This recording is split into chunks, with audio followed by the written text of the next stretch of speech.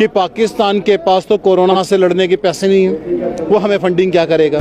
मोदी जी 70 साल में किसी भी सरकार ने किसानों के साथ इतना अन्याय नहीं किया जितना आपने कर दिया। अगर आपके देश के लोग आपसे मांगते तो देशद्रोही हैं, और पाकिस्तान का कोई भी मांगे तो देश प्रेमी। 70 साल में आपने वो काम कर दिया जो कभी हिंदुस्तान के इतिहास में नहीं हुआ।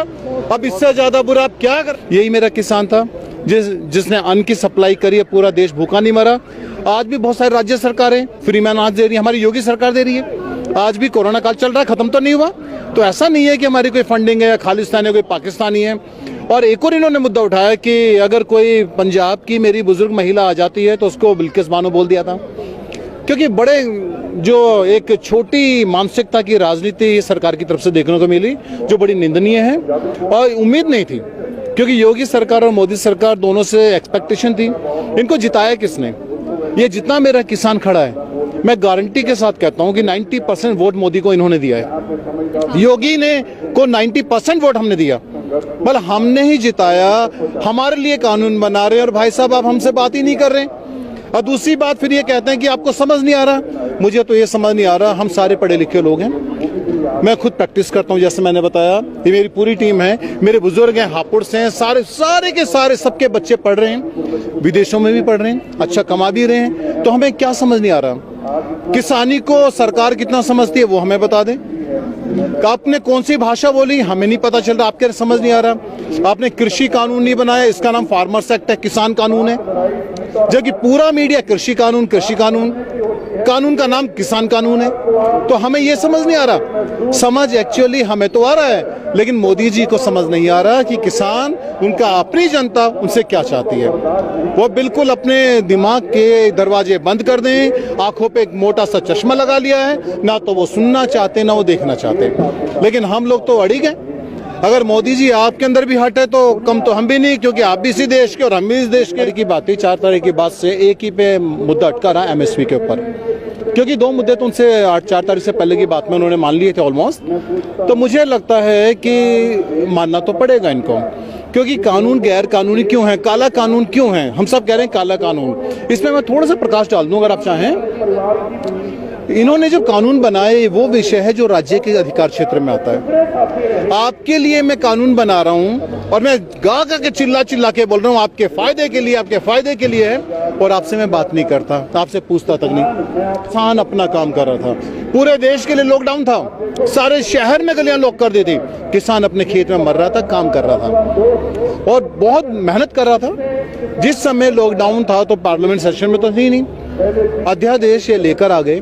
अध्यादेश का ऑर्डिनेंस का एक बेसिक कॉन्सेप्ट है, अगर कोई ऐसी इमरजेंसी आ जाए कि जिससे निपटना बड़ा मुश्किल हो जाए और एक ऐसा कानून बनाए जिससे जीवन और मरण का सवाल हो जाए, तो आप अध्यादेश लेकर आ जाओ। लेकिन ये तो पूरा शांति काल था, सब अपने घर में थे, सब स्ट्रगल कर रहे थे, कोविड से डरे हुए थे, इसमें कोई जरूरत नहीं थी। लेकिन ये सरकार एक तरफ देश कोविड से लड़ रहा है, अंदर ही अंदर इसको अध्यादेश लेकर आई। जब पार्लियामेंट का सेशन आया तो अपोजिशन को तो बोलने नहीं देती।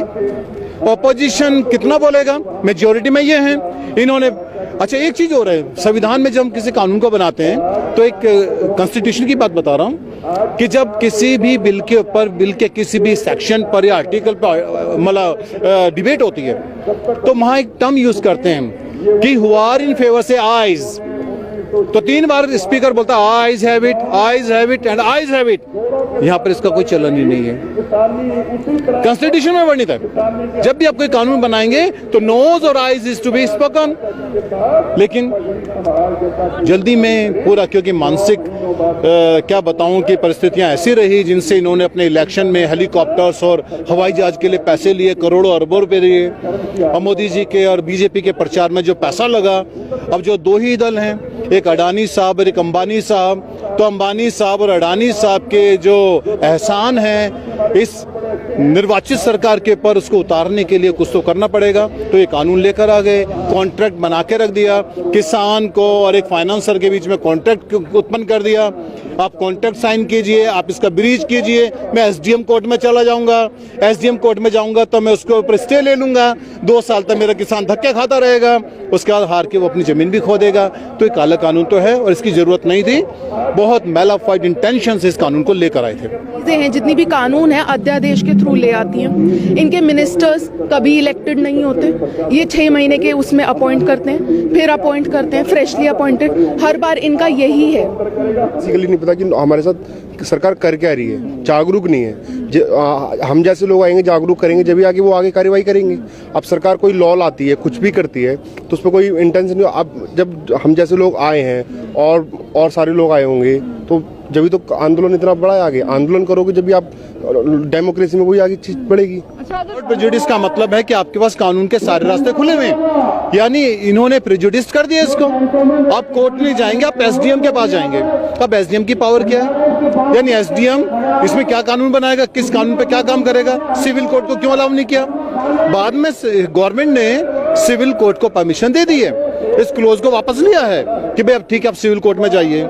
मुझे ये समझ नहीं आ रहा कि मेरा छोटा सा, क्योंकि 70-80% जो मेरे किसान है मार्जिनल किसान है, उनके पास 1 एकड़ या उससे कम की जमीन है। हमारे पास 100 एकड़ या 50 एकड़, मुझे नहीं लगता चौधरी साहब की 10% से ज्यादा किसानों के पास होगी। करीब 80% जो हमारे किसान है 1 एकड़ से कम की जमीन है। अब मान लो अगर 1 एकड़ जमीन पर वो कानूनी पचड़े में फंस गया तो मेरा तो किसान, उसका पूरा परिवार सब बर्बाद हो गया। तो ये इनकी बदनीयती थी। सिविल कोर्ट में अब लेकर आए हैं इसको, लेकिन पहले से इतनी मैलाफाइड था, इंटेंशन बिल्कुल क्लियर थी कि मारो इनको, ये किसी काबिल नहीं है। सरकार के खिलाफ जो बोलो देशद्रोह। अरे कमाल है प्रधानमंत्री जी, आप पिता तुल्य हैं। हम तो आपको आदरणीय प्रधानमंत्री बोलते हैं और हमारी प्रधानमंत्री और हमने चुना है। अगर आपसे हम नहीं मांगेंगे तो कौन मांगेगा। इसका मतलब ये समझ आ गया कि अगर आपके देश के लोग आपसे मांगते हैं तो देशद्रोही हैं, और पाकिस्तान का कोई भी मांगे तो देश प्रेमी। तो पाकिस्तानी और हिंदुस्तानी तो आपने कर दिया। आप अपनों की परवाह करते नहीं है, जब अपने आपके सामने आ जाते हैं वो लोग जो आपको वोट देते हैं तो आपके देशद्रोही हैं।